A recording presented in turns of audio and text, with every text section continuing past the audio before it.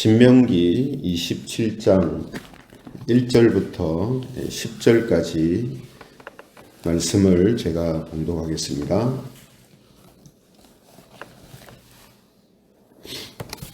신명기 27장 1절에서 10절입니다. 1절부터 제가 봉독하겠습니다. 모세와 이스라엘 장로들이 백성에게 명령하여 이르되 내가 오늘 너희에게 명령하는 이 명령을 너희는 다 지킬지니라. 너희가 요단을 건너 내 하나님 여호와께서 네게 주시는 땅에 들어가는 날에 큰 돌들을 세우고 석회를 바르라. 요단을 건넌 후에 이 율법의 모든 말씀을 그 위에 기록하라. 그리하면 내 하나님 여호와께서 내게 주시는 땅, 곧 젖과 꿀이 흐르는 땅에 내가 들어가기를 네 조상들의 하나님 여호와께서 네게 말씀하신 대로 하리라. 너희가 요단을 건너거든 내가 오늘 너희에게 명령하는 이 돌들을 에발산에 세우고 그 위에 석회를 바를 것이며 또 거기서 내 하나님 여호와를 위하여 제단 곧 돌단을 쌓되 그것에 쇠 연장을 대지 말지니라. 너는 다듬지 않은 돌로 내 하나님 여호와의 제단을 쌓고 그 위에 내 하나님 여호와께 번제를 드릴 것이며 또 화목제를 드리고 거기에서 먹으며 내 하나님 여호와 앞에서 즐거워하라. 너는 이 율법의 모든 말씀을 그 돌들 위에 분명하고 정확하게 기록할지니라. 모세와 레위 제사장들이 온 이스라엘에게 말하여 이르되 이스라엘아 잠잠하여 들으라. 오늘 네가 네 하나님 여호와의 백성이 되었은즉 같이 읽겠습니다. 그런즉 내 하나님 여호와의 말씀을 청종하여 내가 오늘 네게 명령하는 그 명령과 규례를 행할지니라. 아멘. 네, 오늘은 율법 돌과 번제단, 율법 돌과 번제단 이런 제목을 가지고 하나님 말씀을 증거하겠습니다. 성도 여러분, 우리가 방금 읽었던 이 신명기 27장부터 마지막 34장까지는요, 모세의 세 번째 설교 내용이고 또 동시에 신명기의 결론 부분이기도 합니다. 그 중에 이 본문인 27장은 모세와 이스라엘 장로들이 백성들에게 앞으로 이제 요단강을 건너서 가나안 땅에 들어갔을 때에 가장 우선적으로 해야 할 일이 무엇인가 하는 것을 미리 알려주고 있는 내용입니다. 그 내용을 보면요, 백성들이 요단강을 건너면 제일 먼저 해야 될 게 뭐냐 하면 에발산에 큰 돌들을 세우고 석회를 바르라, 이렇게 2절에서 말씀하고 있습니다. 이어서 3절을 보면요, 그 돌에다가 율법을 기록해라, 이렇게 되어 있고요. 이어서 6절과 7절에 보면 번제단을 쌓고 번제와 화목제를 드리라, 이렇게 말씀합니다. 마지막으로 10절에 보면 여호와의 말씀을 청종하고 그 명령과 규례를 지켜 행하라, 이렇게 말씀을 하고 있습니다. 그래서 우리가 이제 이 말씀을 보면서요, 이 본문에 나오는 이 율법과 또 율법을 지키는 것에 관해서는 우리가 다음 시간에 살펴보기로 하고요. 오늘은 이 율법을 새긴 돌, 율법을 새긴 돌과 번제단에 관한 그 의미를 함께 살펴보려고 합니다. 본문을 보면요, 요단을 건너간다 하는 표현이 자주 반복해서 나오고 있거든요. 그죠? 그래서 지금 이스라엘 백성들이 요단강을 건너서 가나안으로 들어간다 하는 것은요, 이 이스라엘 민족에게 있어서는 역사적인 사건입니다. 그러니까 강조를 하지 않을 수가 없는 그런 사건이라는 거죠. 왜 그런가 하면 모세를 비롯해서 출애굽 1세대가 약 40년간을 간절히 소망했던 일이거든요. 광야 생활을 하면서 가나안 땅에 들어가는 그것을 염원했던 그런 사건입니다. 뿐만 아니라 약 600년 전에 이스라엘 조상인 아브라함이 하나님의 약속을 받고 소망했었던 민족적인 염원이죠. 하나님이 네 후손들이 가나안 땅에 들어갈 것이다라는 약속을 하셨기 때문에 어쩌면 이 아브라함부터 600년가량 이 약속을 기억하고 있었던 사람들이라면 가나안 땅에 들어가는 이 사건을 간절히 염원했던 그런 민족적인 사건이 된다라는 것입니다. 이처럼 이스라엘이 요단강을 건너서 가나안 땅에 들어간다 하는 것은요, 우리가 이제 일반적으로 알고 있는 것처럼 가나안 족속을 하나님이 심판하시고 하나님이 택한 백성들을 그곳에 정착시키는 이제 그런 사건이지만 더 중요한 의미는 뭐냐면요, 아브라함의 자손으로 이 땅에 오실 그리스도가 탄생할 땅을 준비하는 하나님의 예비하심인 것입니다. 가나안 땅에서 예수님이 이제 탄생하시잖아요. 그죠? 그래서 앞서 우리가 성탄 찬양을 했습니다만 가나안 땅은 예수님이 태어나실 땅이 되었고 또 예수님은 그 땅을 배경으로 생애를 이제 보내게 되죠. 그래서 가나안 이 땅에 들어간 요단을 건너 가나안 땅에 들어가는 이것은 이런 구속사적인 개념으로 볼 때에 또 엄청나게 중요한 사건이 되는 것이죠. 그래서 여러분 우리가 구약의 이제 역사와 이 사건들을 보면 예수 그리스도와 직접적인 이제 관련들이 전부 다 있지 않습니까? 그죠? 그래서 예수님도 구약 성경이 바로 나를 향하여 이야기한 것이다. 나에 대해서 이야기한 것이다. 라고 이제 말씀을 하지 않습니까? 그래서 오늘 본문에 나오는 이 율법에 새긴 돌, 줄여서 율법 돌이라고 이제 말할 수 있는데 이 율법 돌들과 번제단도 마찬가지입니다. 예수님을 직접적으로 상징하고 또 관련이 있는 것이라는 거죠. 그래서 우리가 모세오경을 볼 때마다 항상 상기해야 되는 게 뭐냐면 하나님께서 모세를 통해 주신 것은 율법만이 아니라 성막도 주셨다라는 사실입니다. 그러니까 우리가 자꾸 이걸 잊어먹거든요. 하도 율법을 성경이 많이 강조하니까 하나님께서 이스라엘 민족에게 주신 것이 율법이다라고만 이제 생각을 할 때가 많습니다.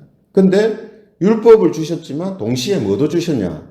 성막을 하나님께서 주셨다라는 거죠. 성막을 어떻게 지어야 된다 하는 말씀을 주셨다는 겁니다. 그렇죠? 그러므로 우리가 성경을 이제 보면요, 하나님께서 율법만 주시지 않고 성막을 함께 주신 것은 그 이유가 뭐냐면요, 이스라엘이 율법을 지켜 행하지 못할 때에 하나님의 백성에서 끊어지지 않도록 하시기 위한 안전장치다 이렇게 이제 말할 수 있거든요. 그죠? 그 안전장치 역할을 하는 이것이 바로 성막이라는 거예요. 그래서 오늘 이제 본문에는 이 성막이 번제단으로 이제 다르게 등장을 하고 있습니다. 번제단은 뭐 성막 안에 있는 거니까, 그죠? 그래서 이 번제단이라는 것은 우리가 알고 있듯이 성막이 하는 기능처럼 이스라엘 백성들이 율법을 지키는데 문제가 생겼을 때, 즉 그들이 죄를 범하고 잘못했을 때에 이 제단에서 번제와 화목제를 드림으로 하나님의 용서를 받게 되는 하나님의 사랑의 이제 선물입니다. 그죠? 동시에 예수님과 우리가 관련해서 생각할 때에 이 성막의 제사로 완전하게 씻을 수 없는 죄를 완벽하게 해결해 주시는 그리스도를 바라보게 하시려는 하나님의 은혜의 보석이기도 합니다.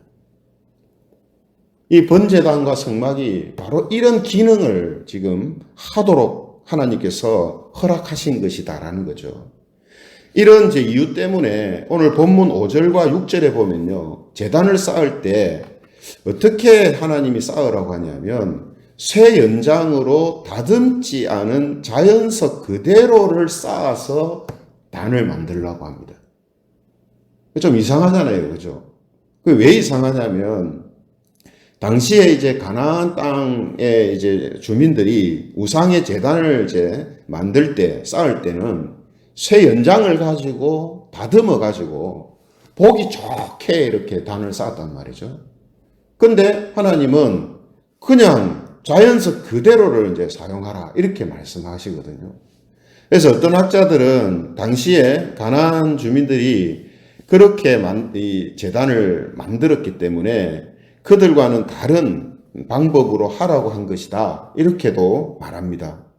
근데 또 어떤 학자들은 이 번제단은 그리스도가 제물로 드려지는 이 십자가의 번제단을 예표하는 것이기 때문에 번제단을 다듬지 말라라고 한 이유는 예수님을 통해 주어지는 구원은 전적인 그리스도의 희생으로 되는 것이기 때문에 사람이 구원에 있어서 무엇인가를 해야 할 것이 없다라는 사실을 의미한다라고도 해석을 합니다. 그래서 이 두 가지 모두 이제 나름대로 일리가 있는 이제 해석인데요. 분명한 건 뭐냐면 하나님께서는 구약의 이 백성들이 자신들의 능력과 노력만으로 율법을 완전하게 지킬 수 없다라는 사실을 알고 계셨기 때문에 이 성막과 번제단을 준비하셨다라는 사실입니다. 예. 그래서 율법만 주신 게 아니고 함께 성막도 하나님이 주신 거라는 겁니다. 그리고 이제 요단강을 건너 가나안 땅에 들어갔을 때에 이제 실제적으로 그들은 번제단을 쌓고 하나님께 제사를 드리는 이런 모습으로 그 땅의 삶을 이제 시작하게 되는 거죠. 그래서 여러분 이건요 지금도 마찬가지입니다. 우리가 예수님을 믿음으로 새로운 존재가 되었지 않습니까? 하지만 여러 가지 이제 요인들 때문에 말씀을 우리가 완벽하게 지키지를 못합니다. 하지만 중요한 사실이 뭐냐면요. 우리가 새로운 존재가 되었기 때문에 우리에게는 이 완벽한 용서와 구원을 베풀어 주시는 성막 되시고 번제단 되시는 이 예수 그리스도를 믿고 의지하는 이 본성이 생겼다는 사실입니다. 이게 이제 구약의 이스라엘 백성들하고 다른 거예요. 구약의 이스라엘 백성들은 이 지극히 이제 소수의 사람들, 특별하게 하나님께서 쓰시기 위해서 예표적으로 사용하시기 위해서 택하신 그런 사람들 말고는 새로운 생명도 그들은 받지 못하고 새로운 본성도 그래서 그들에게는 없는 겁니다. 그래서 우리가 구약을 보면 사람들이 왜 자꾸 이렇게 하나님의 말씀을 지켰다, 어겼다, 또 우상 숭배했다, 안 했다, 왜 자꾸 이렇게 반복할까? 그건 왜 그런가 하면 새로운 생명을 부여받지 못했기 때문이에요. 그러니까 자꾸 육체적인 것에 따라서 육체적인 어떤 관련이 있을 때는 하나님 잘 섬기는 것처럼 보이다가 그런 게 필요 없으면 이제 자기 마음대로 살아가는 거거든요. 그러나 그리스도인들, 이 땅에 지금 신약의 백성들이 구약의 이스라엘 백성들과 다른 것은 영적으로 새로운 존재로 태어난 겁니다. 성경이 그래서 이 사실을 강조하는 거예요. 새로운 피조물이 됐다고. 옛 사람은 죽었다고. 이제 새 사람이 된 거라고. 그렇죠? 우리의 존재가 완전히 바뀌었다고. 영적으로 새로운 존재가 된 거라고 자꾸 가르쳐 주거든요. 그러니까 새로운 존재가 됐다는 말은 새로운 본성이 생겼다는 뜻입니다. 본성. 그 새로운 본성에 있어서 가장 중요한 본성은 뭐냐면 계속해서 그리스도를 바라본다는 거예요. 자기가 잘못했을 때도 그리스도를 바라보고요. 뭔가 실수했을 때도 그리스도를 바라봅니다. 설령 그리스도를 바라보지 못했다 할지라도 하나님의 말씀을 통해서 성령님의 그 역사하심을 통해서 그것을 금방 깨닫고 돌아서게 되는 거죠. 이것이 이제 구약의 다윗을 통해서 보여주는 모습이거든요. 다윗같이 엄청난 죄를 저질렀어도 다윗은 하나님 그리스도의 예표이기도 하지만 성도의 예표거든요. 성도의 예표는 뭐냐? 성도는 아무리 잘못을 해도 결국은 하나님께로 돌아오는 본성을 갖고 있다는 거예요. 그래서 우리는 하나님이 나를 하나님의 백성으로 삼으신 것을 은혜라고 이야기하는 겁니다.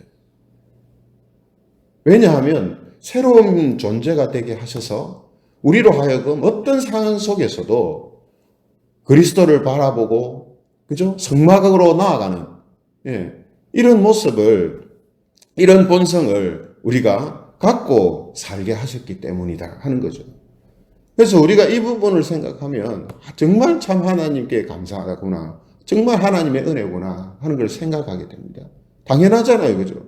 우리의 연약함과 부족함, 무지 때문에 잘못하고 죄를 짓고 실수하고 막 이럴 때가 있는데 뭐 그럴 때마다 하나님께서 진노하시고 막 그러시지 않잖아요.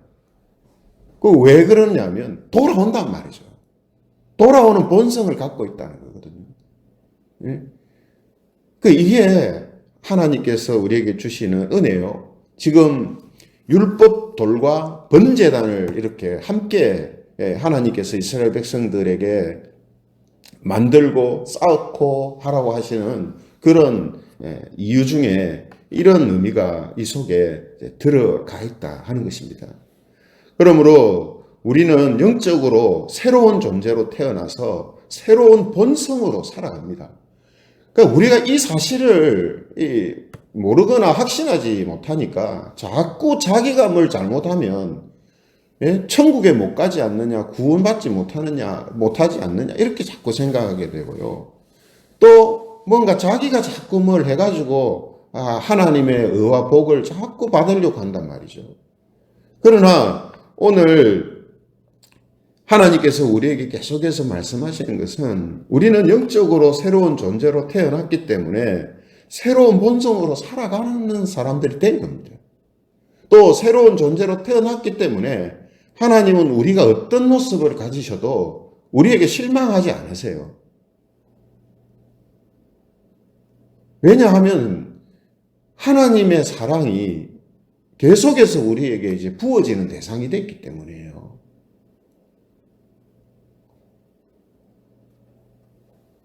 그러므로 예수님을 우리가 나의 주인으로 생명으로 믿고 의지하는 이 일이 그리스도인의 본성이기 때문에 어려운 게 아닙니다. 그래서 성경이 말씀하잖아요. 예수님을 믿고 하나님을 사랑하며 사는 거 어려운 일이 아니다.